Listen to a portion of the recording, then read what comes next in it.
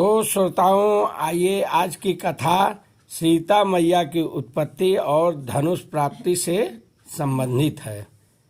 यह कथा श्रोताओं जनकपुर की है। जिस समय विश्वामित्र भगवान राम और लक्ष्मण के साथ जनकपुर में पधारे हैं, विश्वामित्र जनक जी से आग्रह किए हैं कि हे राजन, धनुष को राम लक्ष्मण को दिखला दीजिए।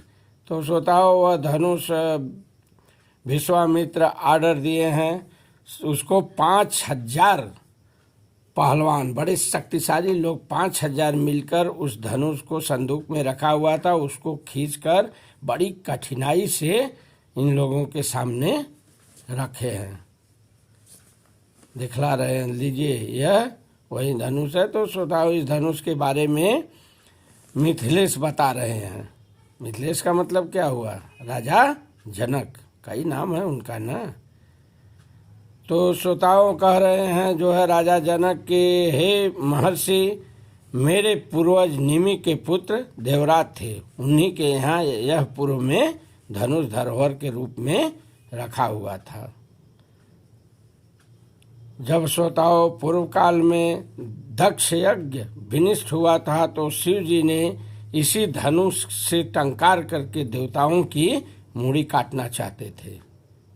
ध्यान देना श्रोताओं, शिव को देवता लोग यज्ञ का भाग नहीं दिए थे।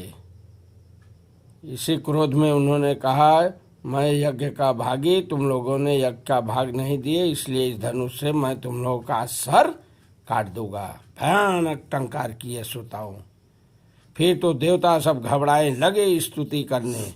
फिर तो श्रोताओं, शिव जी भोले भाले ये तुरंत प्रसन्न हो गए और जो है क्षमा किए। इसके बाद वो धनुष उन देवताओं को दे दिए।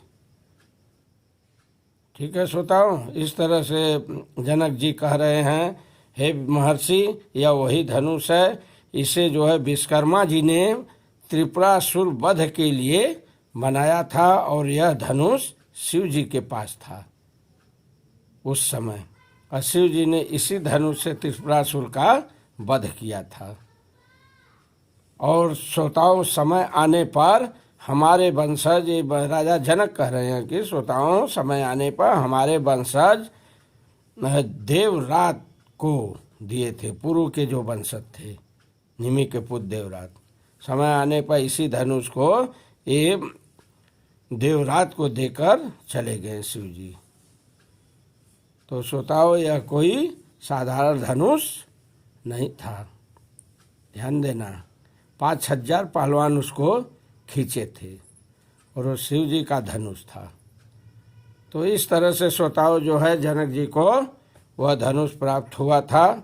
इनके पूर्व वंशजों के द्वारा जो है धरोहर के रूप में पूजित धनुष जो है आज तक चला आ रहा था, जनक जी के यहाँ पड़ा हुआ था, वो दिखा रहे हैं। इस तरह धनुष प्राप्ति का वृत्तांत मैंने आप लोगों को सुनाया। जनक जी ने भी बताए विश्वामित्र को। तो इस तरह से यह कथा यहीं पर समाप्त की जाती है। अगली कथा जो है सीता जी की उत्पत्ति कैसे हुई, सीता मैया कौन थी, कहाँ से आई, इसकी कथा मैं आपको विस्तार से बताऊंगी। तब तक के बोलिए सियावर रामचंद्र की जय।